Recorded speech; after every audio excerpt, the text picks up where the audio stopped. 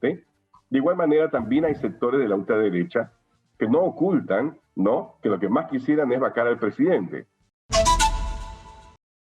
Ahora vamos a entrar en comunicación con Carlos Anderson, congresista de la República. Bienvenido, congresista, a Las Cosas por su Nombre. Muy bien, no estoy escuchando al congresista. ¿Tenemos algún tipo de inconveniente en la comunicación? Bueno, yo voy hablando mientras que ustedes solucionan los problemas. A mí me llamó mucho la atención el día de ayer cuando escuché a Aníbal Torres, ministro de Justicia, diciéndole... Hola. Hola, ¿cómo está, congresista? Yo no lo estaba escuchando. ¿Cómo está? Bienvenido a Las Cosas por su Nombre. Un placer, Karina. ¿Cómo estás? Muchas gracias por aceptar esta comunicación. Bienvenido. Y yo le quería empezar esta entrevista preguntándole, porque a mí me dejó desconcertada la respuesta que dio el día de ayer en Exitosa, el ministro Aníbal Torres, ministro de Justicia, cuando se refirió al jefe del Banco de Reserva, Julio Velarde. Además le dijo, ese gordito, si quiere, si no le gusta, se puede ir. Cuando yo recuerdo que cuando era candidato Pedro Castillo, le rogaba para que firmara, se quedara, y todos los que estaban a su alrededor prácticamente le prendían velitas para que se quedara durante su gobierno. ¿Qué pasa? ¿Por qué ahora lo tratan de esa manera? Mira, la verdad te digo, cuando veo al ministro Aníbal Torres, sencillamente veo a una persona con un síndrome de doble personalidad. Es como en ese viejo cuento del señor Dr. Jekyll y el señor Hyde, una misma persona que puede ser muy brillante a veces en sus temas legales y realmente aberrante en otras, ¿no? Lo que ha hecho ayer, por supuesto, es una falta de respeto, ¿no? A una figura, además, también de carácter internacional. O sea, Julio Velarde no es cualquier economista, ni siquiera podría decir que es cualquier presidente del Banco Central de Reserva. Él ha sido reconocido no una, sino varias veces como uno de los mejores banqueros centrales del mundo. Tenemos el lujo de tenerlo aquí en el Perú, trabajando por el país, y como mínimo, no, se merece un poco de respeto. Ahora, tú lo has señalado muy bien, este es un gobierno esquizofrénico que un día no le ruega para que se quede, etcétera, y una vez que está, lo empieza a golpear, porque esto no es casualidad. O sea, todo esto viene más o menos orquestado, ¿no? Es una lástima porque lo único que hay hoy en día en materia de política económica, hay que decirlo bien claro, ¿ya?, de credibilidad, de confianza técnica, etcétera, es la figura del señor Velarde. El señor Franque no llega a darnos pues la suficiente confianza, más bien le encanta sorprendernos, como con este cambio en el bono que iba supuestamente desde 70, pero que ahora lo acaba de multiplicar por 3, Dios sabe por qué, no, sin dar ningún tipo realmente de explicación técnica, regalando los recursos del Estado de manera además equivocada, porque tendría que habérselo dado pues realmente a quienes más lo necesitan, ¿no? Los que más lo necesitan no están en el sector formal, están en el sector informal, son gente que gana menos del sueldo mínimo.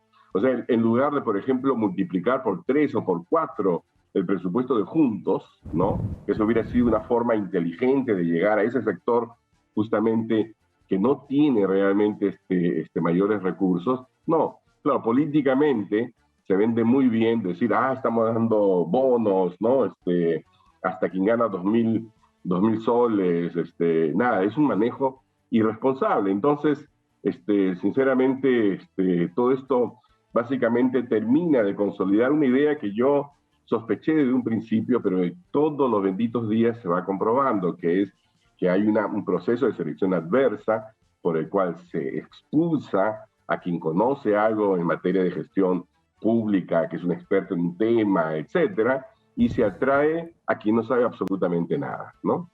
Proceso de selección adversa, se expulsa el que sabe, gobierno esquizofrénico, porque en realidad no nos está llevando a ningún lado. Entonces, ¿esto a dónde nos va a terminar jalando, hundiendo? ¿Vamos a terminar siendo una bola? ¿De qué? Es decir, yo esperé que el presidente de la República inmediatamente saliera a poner paños fríos y decirle al ministro: un ratito, usted no sabe nada en tema económico, un ratito, un poco más de respeto, usted en su área y nosotros con lo que hemos escogido, ¿no? Pero el presidente anda metido en otro rollo y en otro incendio. No, si tienes un gobierno donde los ministros no le hacen caso, pero ni de casualidad, a la primera ministra, donde el presidente no le hace caso a su primera ministra, donde el señor Cerrón todavía cree que tiene la capacidad, digamos, de calificar, digamos, a quienes están manejando. O sea, sinceramente, nuevamente es un gobierno esquizofrénico. Y lo peor de todo, mira, estas cosas extrañas de la vida, es que llegan y se produce un fenómeno afuera, que es que los precios de los minerales están volando, ¿no? Y este año, sin hacer nada, o sea, sin hacer absolutamente nada, los recursos tributarios del Estado se van a triplicar.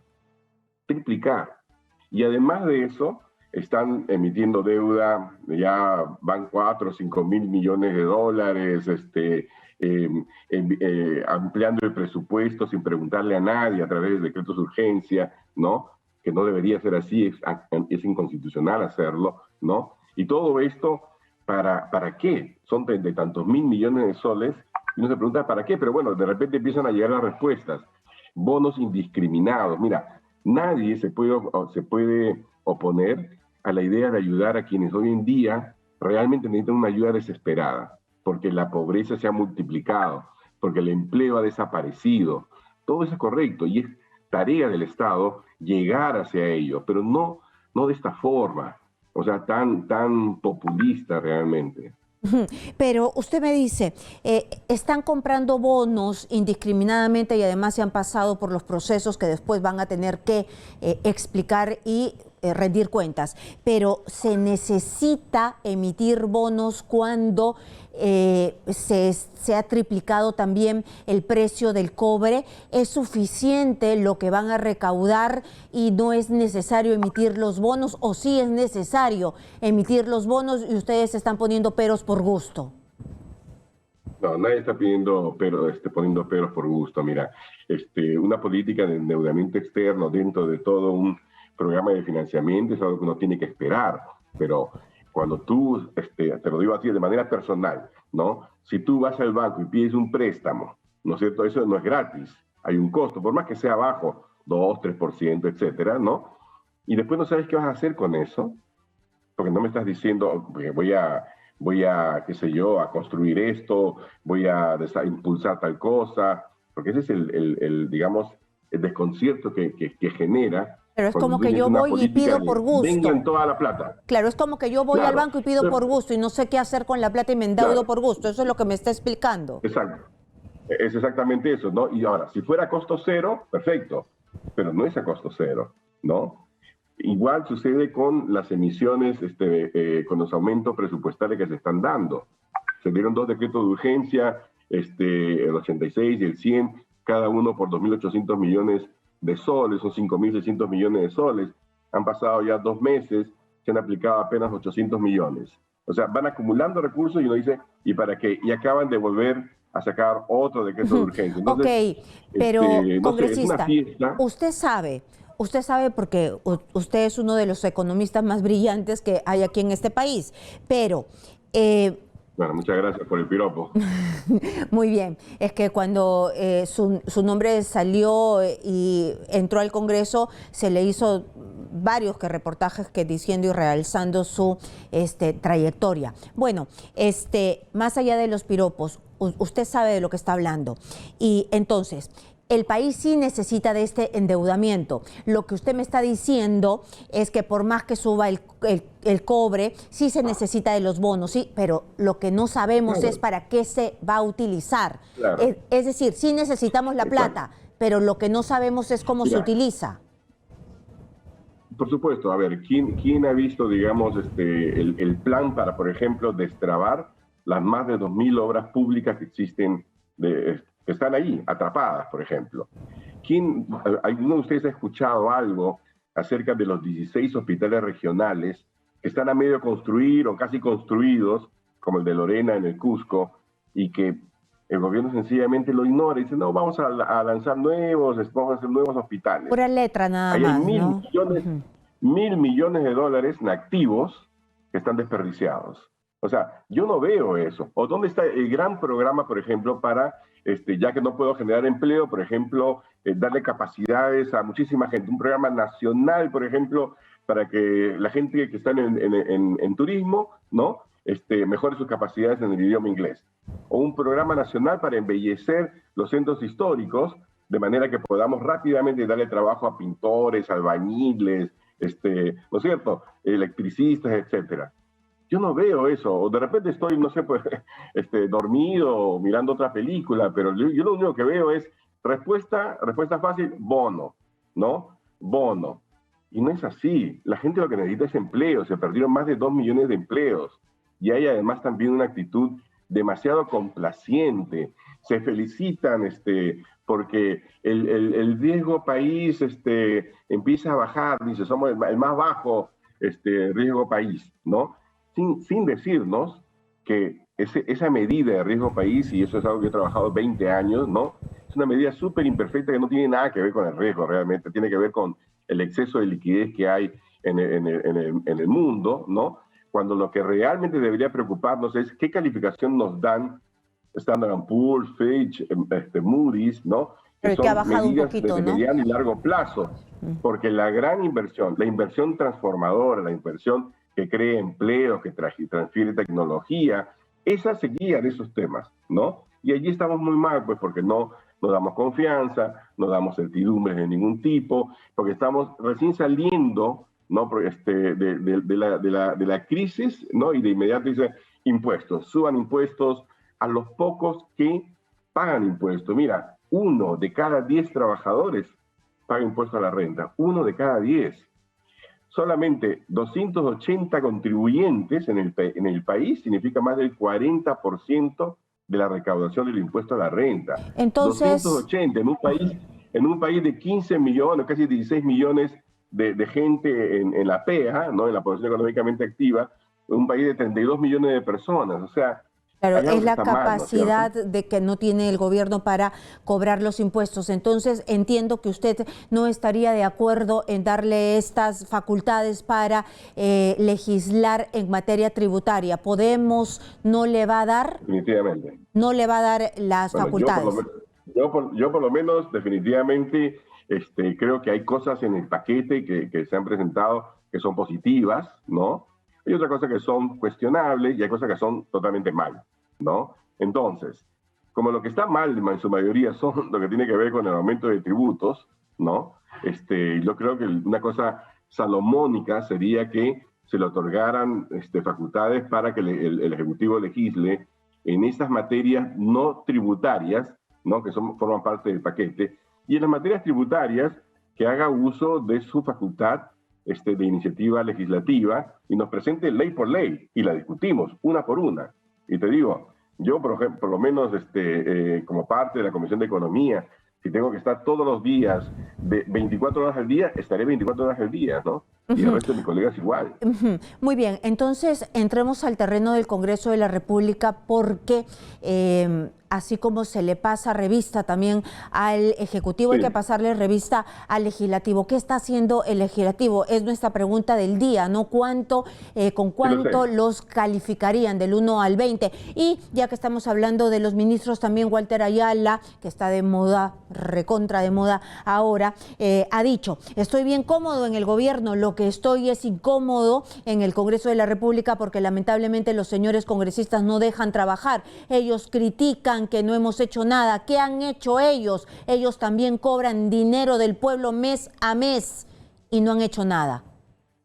¿Qué han hecho ustedes? Bueno, dice él, ¿no? Y yo les pregunto. Es importante distinguir algo que no necesariamente conoce la ciudadanía. El Poder Ejecutivo ejecuta son ellos los que tienen los presupuestos, son ellos los que tienen la capacidad de hacer que la economía camine rápidamente. ¿Lo ves? ¿Ok? El legislativo tiene una tarea distinta, muy distinta, que son tres aspectos fundamentales. Uno de representación, y en ese sentido los congresistas viajan mucho a sus regiones, tratan de escuchar, tener diálogos, etcétera, con diferentes poblaciones para poder canalizar sus expectativas y sus necesidades. Tenemos también el papel de legislar, fiscalización. claro. Y ese es el papel que no le gusta al Ejecutivo, porque le decimos aquellas cosas que habría que ser ciego para no decirlas, pues. ¿O acaso nosotros hemos sido los que hemos puesto a una persona como el señor Ayala? Hemos puesto a una persona como el señor Silva, que caramba negocia tras bambalinas la cabeza de otra autoridad. O sea, todos esos nombramientos, todos estos cuestionamientos que nosotros hemos hecho son reactivos a acciones del Ejecutivo. Ahora, la tercera función que tenemos nosotros es la de legislar, ¿no? Y allí, por ejemplo, poca cobertura se le ha dado al hecho de que hemos dado, creo que más o menos 8 leyes en este lapso, leyes, muchas de ellas transformadoras. Pero una ley contundente, sí, contundente que le cambie la vida pues a las personas, a alguien, una ley así, la ley emblema de estos 100 días.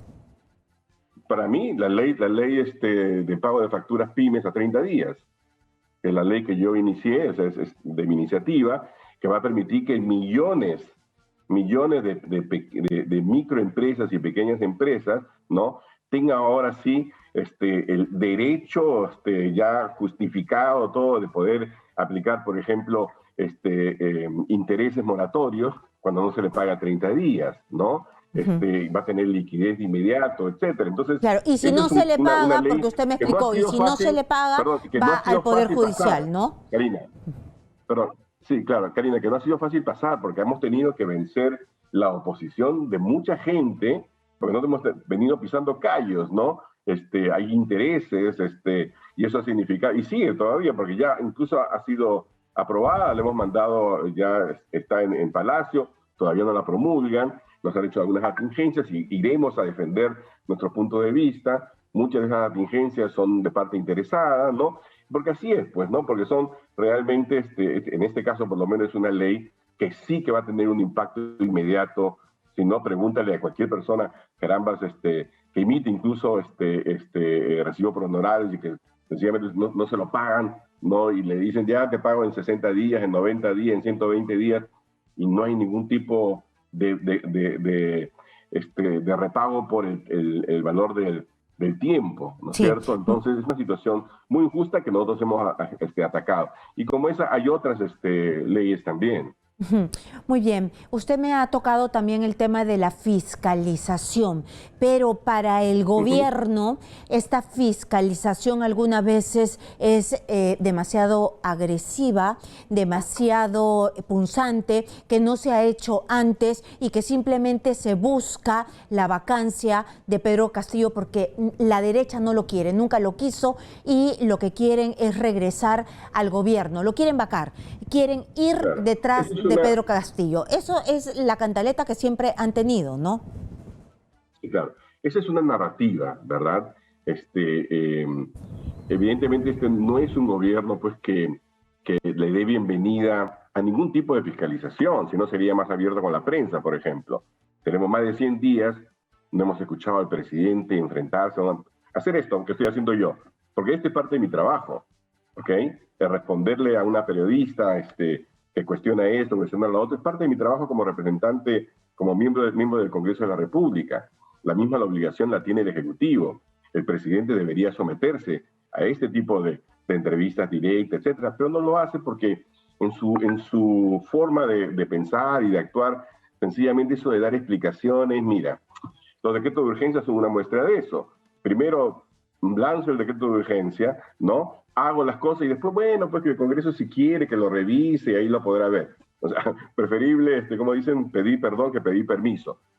No es así, pues. Eso no muestra un espíritu realmente democrático, ¿no? Ahora, hay que ser bien francos, ¿no? Evidentemente, así como hay dentro del Congreso sectores de la ultraizquierda que están aquí simplemente en el Congreso, ¿no? Están solamente buscando el cierre del Congreso y lo dicen abiertamente. De igual manera, también hay sectores de la ultraderecha que no ocultan, ¿no?, que lo que más quisieran es vacar al presidente, ¿ok? Pero son los menos, y es una lástima que sean ellos quienes concentren la atención de la ciudadanía. Yo lo he dicho claramente una y otra vez, y como yo, la verdad, creo que muchísimos de mis colegas en el Congreso estamos convencidos de que tenemos que fortalecer la institucionalidad, y eso implica, por ejemplo, nos guste o no nos guste, que el presidente Castillo se quede hasta el 2026 y el 28 de julio entregue el mando a alguien que haya sido democráticamente elegido. Tenemos que apuntalar eso. Pero para eso, justamente, parte de ayudar es ser una leal oposición y decirle al presidente cuando está equivocándose. Mira, yo lo he dicho también muchas veces, yo no discrepo de los objetivos, por el contrario, yo he sido muy crítico del tipo de capitalismo que tenemos aquí en el Perú, medio salvaje. He sido desde siempre un opositor a esta economía de oligopolios, de monopolios, de preferencias a unos sobre otros, de falta de oportunidades, etcétera. El problema está en ¿no? ¿Quién podría estar de acuerdo con eso? Pero las respuestas que nos dan son muy malas, entonces no me puedo quedar callado, ¿no?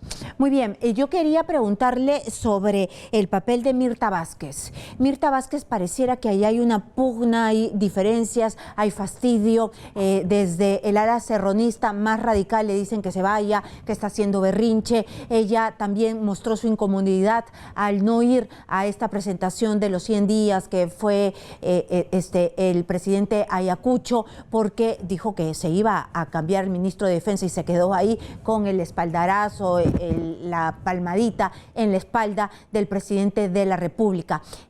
¿Qué pasa? Diera la impresión que la ministra está como flotando. ¿Puede mantenerse una ministra, una premier así, en esas condiciones? No. Definitivamente, mira, la primera ministra, el primer ministro, ¿no?, tienen un papel institucional que es representar al presidente, ¿no?, y ser su voz en materia política. Pero aquí pareciera ser que es una voz impostada, porque al presidente no le gusta esa voz, definitivamente. Si le gustara la voz, si realmente la apreciara y le quisiera dar pues su apoyo, ¿no?, hace rato que hubiera salido en uno de esos mítines y le hubiera dicho: señor Cerrón, cállese la boca. ¿Lo ha hecho acaso? No. ¿Le costaría mucho decirlo? No. ¿Por qué no lo hace? ¿Por qué no le da el respaldo? Yo no voté, fíjate, a favor de este gabinete, como no voté a favor del anterior tampoco, ¿ok? Sin embargo, este Congreso, que supuestamente es obstruccionista, le ha dado 2 veces la confianza. Pero es una confianza pues que se esfuma de inmediato, no por acción del Congreso, sino por acción de los propios gabinetes que insisten en nombramientos descabellados totalmente. ¿Usted cree que Mirta Vázquez, usted cree sostenible, usted cree más bien insostenible la presencia de Mirta Vázquez? ¿Cree que se debería quedar en el gabinete? Mira, yo no quiero jugar el papel de francotirador, le disparo aquí. Yo lo que quiero es gobernabilidad, ¿verdad? Cuando yo dije, por ejemplo, que yo voté en contra del gabinete, en realidad yo voté a favor de la gobernabilidad. ¿En qué sentido? En el sentido de que para que haya gobernabilidad tiene que haber coherencia entre lo que quiere el presidente y su manifestación hecha gabinete. Esa coherencia no se ve, porque el presidente además también no es coherente. Pues un día dice A, al día siguiente dice B, después dice C, un día le corrige la plana a Bellido, al día siguiente se comporta como Bellido. O sea, ahí tenemos un problema, por eso que yo he dicho que a veces siento que este es un gobierno esquizofrénico. Muy bien, entonces ha quedado clarísimo. Muchas gracias por darse el tiempo de explicarnos su punto de vista. Claro. Y